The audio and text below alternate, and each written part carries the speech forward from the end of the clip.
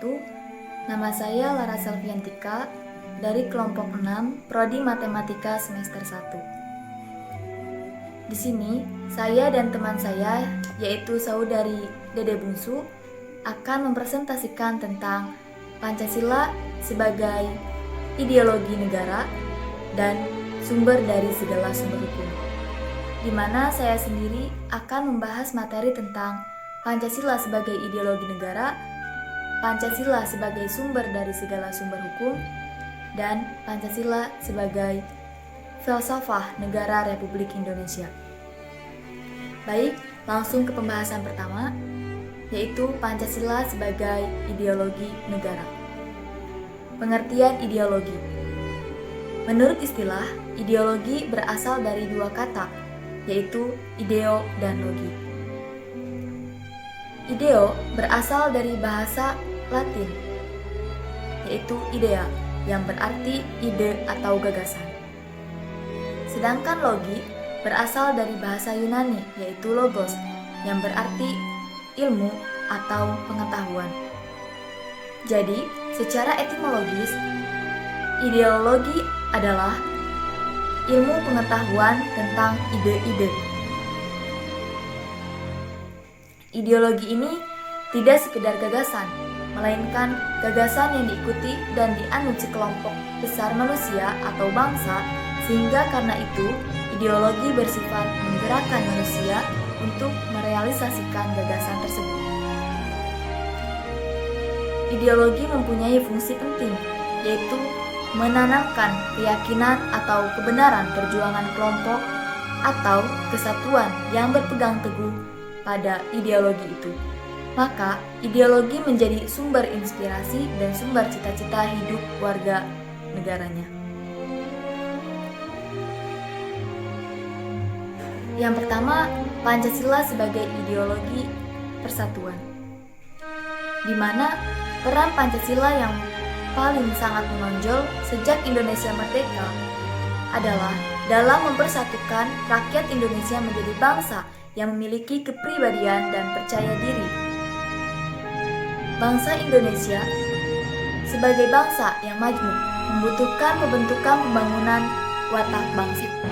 Hal ini oleh Presiden Soekarno disebut Nation and Character Building, yang bertujuan untuk menggalang persatuan dan kesatuan. Berbagai perbedaan pemikiran dan pandangan hidup masyarakat Indonesia disatukan dalam payung Pancasila. Yang kedua, Pancasila sebagai ideologi terbuka. Perkembangan berbagai paham di dunia dan derasnya arus globalisasi harus mampu dihadapi bangsa Indonesia agar tidak terseret arus global yang belum tentu baik dan menguntungkan bangsa Indonesia. Oleh karena itu, untuk menjawab tantangan tersebut, Pancasila perlu menjadi ideologi terbuka. Jika ideologinya tertutup, akan menuju kemandegan. Keterbukaan bukan berarti mengubah Pancasila, melainkan mewujudkan nilai-nilai Pancasila secara lebih konkret, sehingga memiliki kemampuan yang lebih tajam dalam memecahkan masalah-masalah baru dalam kehidupan berbangsa dan bernegara. Yang ketiga, Pancasila sebagai ideologi pembangunan, di mana secara mendasar fungsi dan peran Pancasila sesuai dengan kodrat manusia dan martabat manusia. Nilai-nilai Pancasila mendasari bahwa pembangunan nasional pada hakikatnya adalah pembangunan manusia Indonesia seluruhnya dan pembangunan manusia Indonesia seutuhnya. Pancasila sebagai ideologi pembangunan mendorong pembangunan di Indonesia bukan hanya dalam pembangunan fisik semata, melainkan juga pembangunan sumber daya manusia. Jadi, secara umum, fungsi dan peranan Pancasila adalah sebagai dasar negara. Baik, selanjutnya akan membahas tentang Pancasila sebagai sumber dari segala sumber hukum. Sebagaimana telah ditentukan oleh pembentukan negara bahwa tujuan utama dirumuskan Pancasila adalah sebagai dasar negara Republik Indonesia. Oleh karena itu, fungsi pokok Pancasila sebagai dasar negara didasarkan pada ketetapan MPRS nomor 20 MPRS tahun 1966, di mana ketetapan MPR nomor 5 MPR tahun 1973, ketetapan MPR nomor 9 MPR tahun 1978 yang menjelaskan bahwa Pancasila sebagai sumber dari segala sumber hukum atau sumber tertib hukum Indonesia, yang pada hakikatnya adalah merupakan suatu pandangan hidup, kesadaran, dan cita-cita hukum serta cita-cita moral yang meliputi suasana kebatinan serta watak dari bangsa Indonesia. Kemudian, mengenai Pancasila sebagai sumber dari segala sumber hukum ini dijelaskan kembali dalam ketetapan MPR nomor 3 MPR tahun 2000 tentang sumber hukum dan tata urutan peraturan perundang-undangan pada pasal 1 ayat 3 yang menyatakan bahwa sumber hukum dasar nasional adalah Pancasila.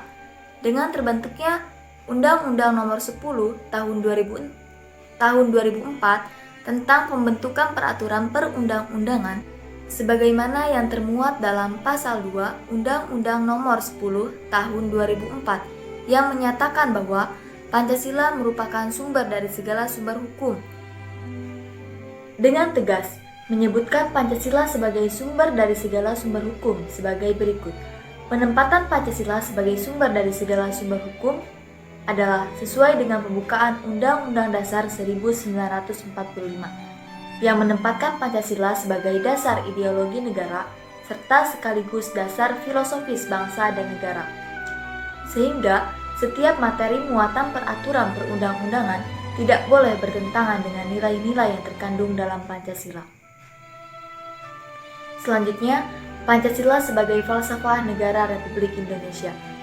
Menurut Profesor Dr. Frans Magni-Suseno, guru besar filsafat di Sekolah Tinggi Filsafat Triyarkara di Jakarta, melihat bahwa Pancasila adalah hasil usaha dan penyelidikan BPUPKI tahun 1945 yang mempersiapkan kemerdekaan bangsa Indonesia dan Musyawarah Mufakat Pendiri Negara Bangsa Panitia Persiapan Kemerdekaan Indonesia atau PPKI yang menetapkan dasar negara Republik Indonesia yang berkedaulatan rakyat yaitu Pancasila pada tanggal 18 Agustus 1945 di Jakarta.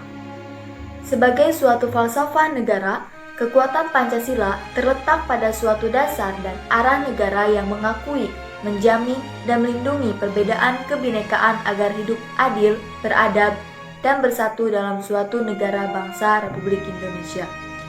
Wujud keindonesiaan ini hasil usaha dan penyelidikan para pendiri negara Republik Indonesia. BPUPKI selama sidangnya Mei sampai Juni 1945 dan Musyawarah Mufakat PPKI pada 18 Agustus 1945. Menurut Insinyur Soekarno, negara Republik Indonesia adalah negara Pancasila. Mungkin itu saja pembahasan saya. Pembahasan materi selanjutnya akan dilanjutkan oleh teman saya yaitu Dede Bungsu. Kepada Dede Bungsu dipersilahkan. Assalamualaikum warahmatullahi wabarakatuh. Saya Dede Bungsu.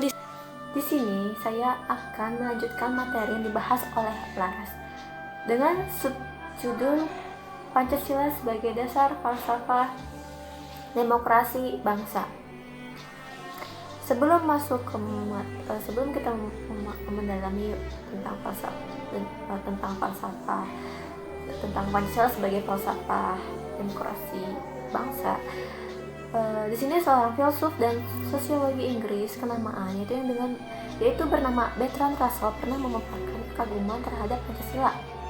Russell menganggap Pancasila adalah sintesis kreatif antara Declaration of American Independence, yaitu yang mempresentasikan ideologi demokrasi liberal kapitalis, dengan manifesto komunis yang mempresentasikan ideologi komunis. Namun sanjungan ini tidak membuat bapak pendiri bangsa Indonesia yaitu Insinyur Soekarno untuk menyetujui sanjungan Russell. Lalu Insinyur Soekarno menganggap bahwa Pancasila adalah karya yang lahir karena kesadaran berbangsa anak negeri, bukan karena diajarkan oleh bangsa asing. Berikut ini kutipan pernyataan dari sini kelas 10. Nah, di sini Pancasila adalah dasar berbangsa yang lahir bukan mengadopsi pengetahuan atau pengalaman dari bangsa asing, melainkan karena pengetahuan dan pengalaman bangsa Indonesia yang semenjak awal sudah menganut prinsip dan nilai-nilai ketuhanan, kemanusiaan, peraturan dan kepemimpinan yang berbasiskan rakyat dan keadilan. Lalu di sini pandangan bahwa Pancasila adalah buatan asli dari bangsa Indonesia juga dicetuskan oleh tokoh-tokoh lain. Salah satunya adalah Muhammad Hatta. Muhammad Hatta menjelaskan bahwa prinsip sosial ekonomi Indonesia merupakan manifestasi dari kondisi budaya dan masyarakat Indonesia yang lebih mengedepankan nilai-nilai budaya, ekonomi, kerjasama, dan gotong royong yang merupakan manifestasi dari komunal tradisional Indonesia. Demokrasi pada umumnya dibagi menjadi dua aspek. Yang pertama adalah bentuk formal demokrasi, dan kedua adalah bentuk substansi demokrasi. Perdebatan pelaksanaan demokrasi Indonesia selalu berkutat pada yang formal, yaitu bagaimana bentuk demokrasi yang ideal diterapkan untuk bangsa Indonesia. Misalnya, apakah penerapan demokrasi presidensial atau parlementer langsung atau tidak langsung, padahal pembahasan formalitas hanya terkait seberapa besar akomodasi besaran suara, tidak terkait substansi kualitas demokrasi yang berdasarkan Pancasila itu sendiri gitu. Jadi di sini ada tokoh yang bernama Sultan Syahrir menjelaskan bahwa substansi demokrasi Indonesia juga sampai malah meneguhkan feodalisme atau sistem hierarkis atau tidak merata, di mana akses kekuasaan hanya dimiliki oleh kelas bangsawan atau atas gitu. Ia mengatasnamakan nasionalisme, realitas implementasi sila keempat yang secara formalitas mengikuti bentuk bangsa asing terutama barat, dan substansi yang tidak sesuai dengan nilai-nilai Pancasila telah menjadi bahan evaluasi untuk kita kembali menyelami dan menjalankan prinsip sila keempat berdasarkan tafsir Pancasila itu sendiri, yaitu ketuhanan yang Maha Esa, kemanusiaan yang adil dan beradab dalam bingkai persatuan Indonesia, sehingga mampu membangun sistem negara yang bersumber dari rakyat yang dipimpin musyawarah perwakilan yang berdasarkan nilai hikmah kebijaksanaan, sehingga mampu menciptakan keadilan sosial bagi seluruh rakyat Indonesia. Nah, memahami Pancasila itu tidak secara partikuler ya, atau sebagian gitu, melainkan harus holistik atau menyeluruh.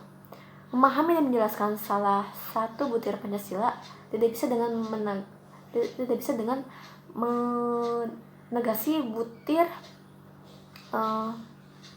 Pancasila yang lain gitu. Mengamalkan sila keempat itu harus berdasarkan pula pada sila pertama, yaitu ketuhanan yang Maha Esa. Dan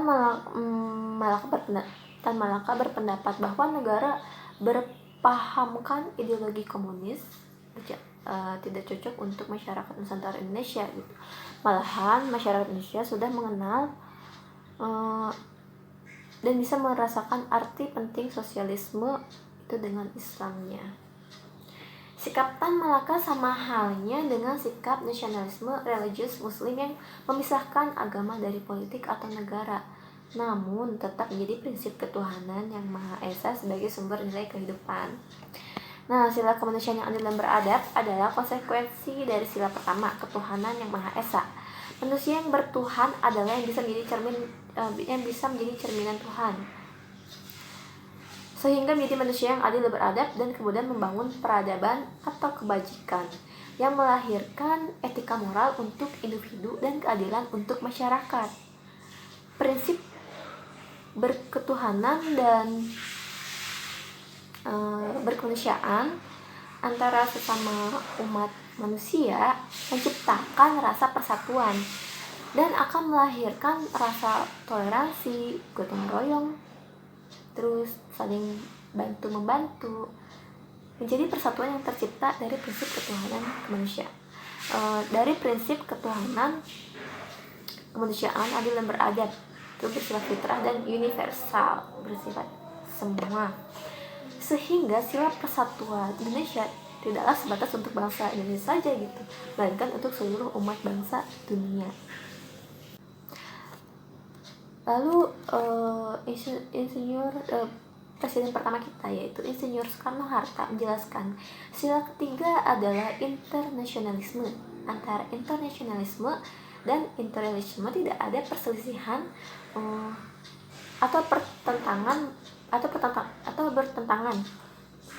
Memang benar bahwa internasionalisme ini tidak dapat tumbuh dan berkembang selain di atas tanah yang subur dari nasionalisme.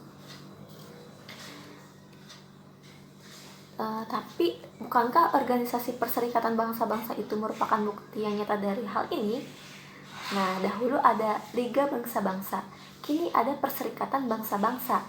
Nama itu sendiri menunjukkan bahwa bangsa-bangsa menginginkan dan membutuhkan suatu badan internasional di mana setiap bangsa mempunyai kedudukan yang sederajat.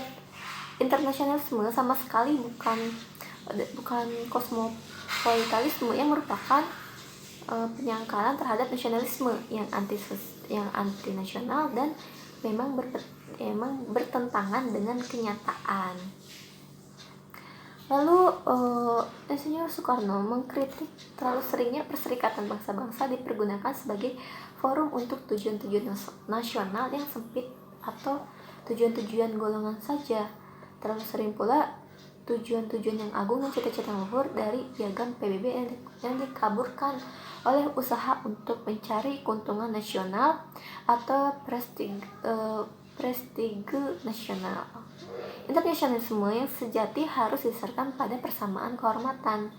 Nah, persamaan penghargaan dan atas dasar penggunaan secara praktis daripada kebenaran bahwa semua orang adalah saudara. Untuk mengutip piagam Perserikatan Bangsa-Bangsa, dokumen yang sering dilupakan orang itu, internasionalisme itu harus meneguhkan kembali keyakinan berdasarkan hak-hak yang sama bagi bangsa, baik besar maupun kecil. Nah, dilanjut yaitu tentang tafsir falsafah demokrasi sila keempat Pancasila. Setelah pembahasan sila ke-1 sampai ke-3 tadi, barulah kita bisa menjelaskan sila keempat yang memiliki relasi dan kesatuan dengan sila-sila yang lain. Sila keempat diawali dari kerakyatan. Kerakyatan di sini bukanlah demokrasi yang ditafsirkan oleh asing, melainkan kerakyatan atas tafsir Pancasila, tafsir bangsa Indonesia.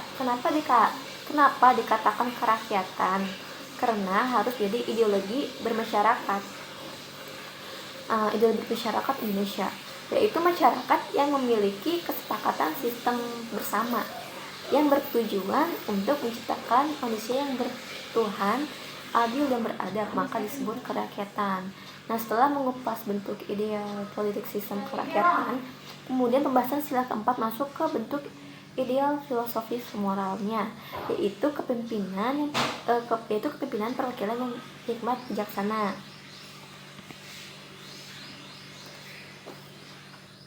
Nah, yang tadi itu yang 4 dan kelima ya. Jadi yang kelima yang tadi setelah mengupas bentuk ideal politik sistem kerakyatan, kemudian pembahasan sila keempat masuk ke bentuk ideal filosofis moralnya, yaitu kepemimpinan perwakilan yang hikmat bijaksanaan.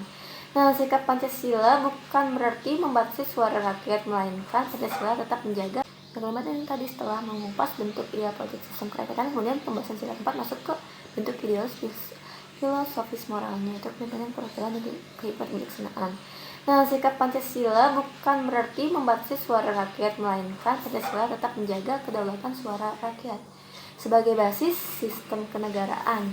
Tetapi kedaulatan suara rakyat yang dijaga oleh Pancasila tidak terkait banyak sedikitnya suara, melainkan prinsip-prinsip suara rakyat itu sendiri, apakah berdasarkan nilai-nilai Pancasila atau tidak. Begitu pula sebaliknya terhadap sistem perwakilan. Pancasila tidak menghendaki adanya tirani atau otoritarian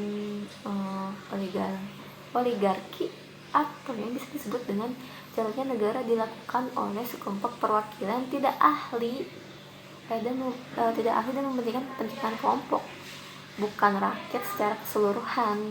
Karena perwakilan atau yang kita sebut dengan dewan ahli atau pakar menurut Pancasila harus terdiri atas manusia paripurna yang memiliki hikmat kebijaksanaan atau nilai ketuhanan, kemanusiaan, keadilan, bukan kepentingan kekuasaan. Oke, jadi yang tadi saya bahas tentang yang dibahas dari sila perisila bukan berarti membatasi suara rakyat. Nah, itu masuk sila kelima ya.